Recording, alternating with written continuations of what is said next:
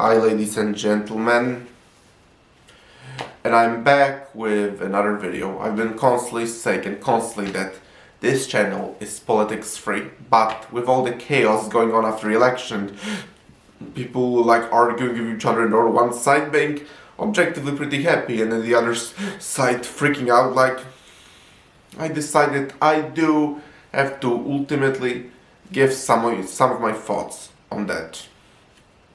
First, I will say, I lived in the United States for 8 years, so it was a really great experience. I have plenty of friends there and all that. In fact, because I lived in the United States for 8 years, I think I actually have slightly more friends in the United States than I have here in Poland, but that's neither here nor there. But yes, I lived in the United States for 8 years. 3 years in Rhode Island, but that was during the Obama years, and then 5 years in Vermont, and that was practically through whole Trump's presidency. And because it's like leftist Vermont, plenty of people there very much hated him, and I would mostly hear a lot from people how bad he is and all that. But I did also have some friends who supported him. In fact, I would say some of my best friends actually did. Yes, some of my best friends very much hated him too, but some of my best friends also supported him, and I was getting some interesting perspectives from both sides. As for my views, I will not get too deep into it. All I will say is that I am neither a Trump supporter nor a Trump hater. I think that he's certainly a very polarizing, divisive figure. No doubt about that. Like, some people love him, think he's like the single best thing for the country, and then there are others who hate him and think he's the worst thing for the country. Like, I'm neither of those things. I really wish there were more like people who are like balanced and who just like judge him more objectively. Like, if he does something right, good job. If he does something wrong, not a good job. Because personally wise, for me at least, policy wise, he was like kind of a mixed bag. I'm not getting into that. And I wouldn't be surprised if I already lost some subscribers when I said it. But yes, for me, policy wise, he was kind of like a mixed bag, but I'm not getting deeper any into it. I will just say he's certainly a very polarizing figure, and in this election there were plenty of people already betting on Kamala, but to me at least it was pretty clear Trump would win. And I was right. But I will explain some of my reasons why I think he won. Like, for example, I really think that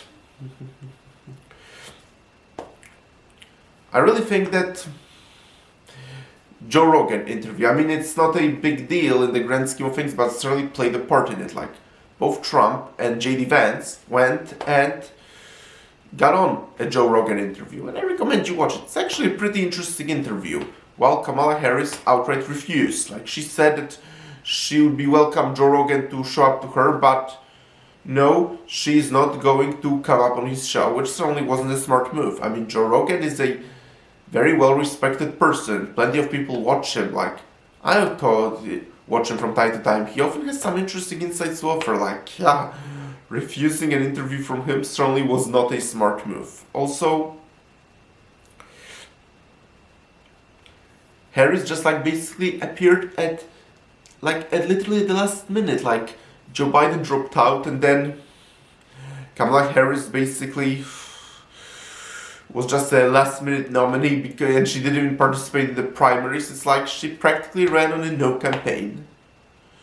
Like, the only message of her campaign was like, Trump is Hitler and he supports fascists. And now this is something I have very strong opinion on.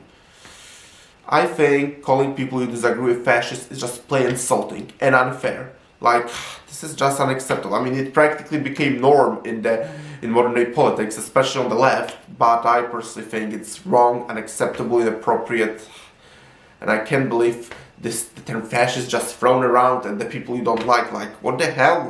Like, I am a Polish person, and fun fact, my great-grandfather actually died in Auschwitz. And my grandparents actually seen World War II, some of them at least. Like, most of them are dead at this point, but my grandparents on my father's side, my great-grandfather on my mom's side died in Auschwitz, and my grandparents on my father's side, they lived in World War II, and they've truly seen horrors of Nazi Germany and Soviet Russia later, and fascistic Italy. They've truly seen the horrors. Like, So yes, calling people you disagree with fascists and comparing them to Hitler, yeah, like that's insulting. Like, it's going to work. Sadly, like people like throwing around that fascists and just people they don't like is going to stay here. Sadly, but so I'm likely not going to argue with anybody if I get some hate in the comments for my opinion, but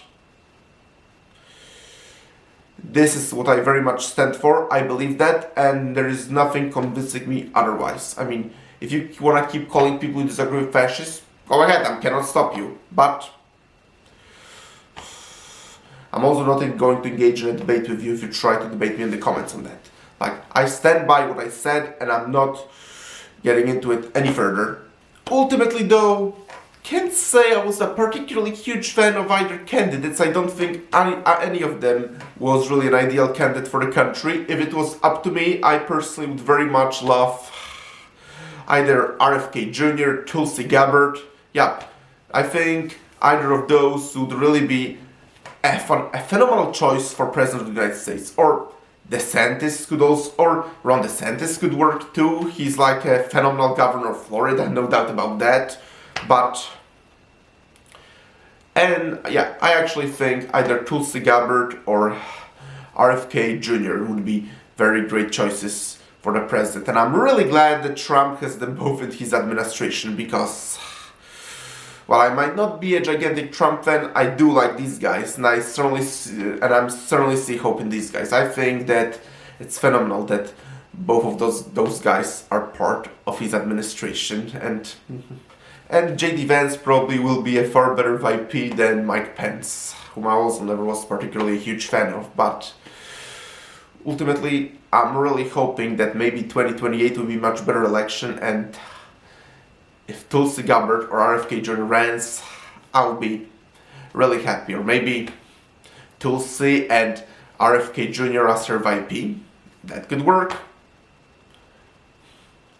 But that's right. In an ideal situation, I hope that 2028 will be a much better election, far less divisive. And if Democrats want to win elections, I think they need to start running a much better campaigns and stop just insulting people they disagree with. So here are my thoughts on the most recent election, and this is the last political video I'm making at this point. I mean, if there will be politics stupidly shoved into a movie, I will certainly call it out like I often do on my channel, but this is their last political video I am making right now, and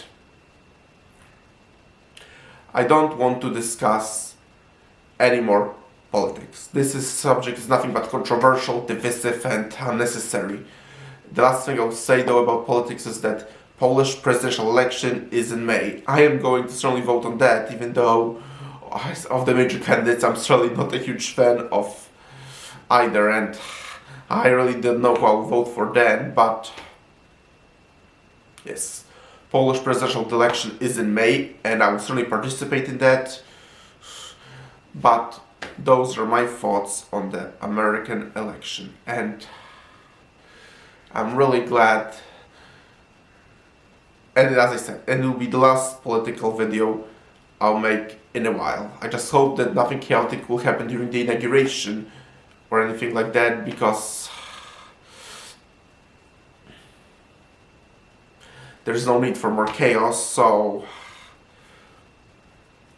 yeah, this will be the last political video I make, and thank you all of you for checking out this video.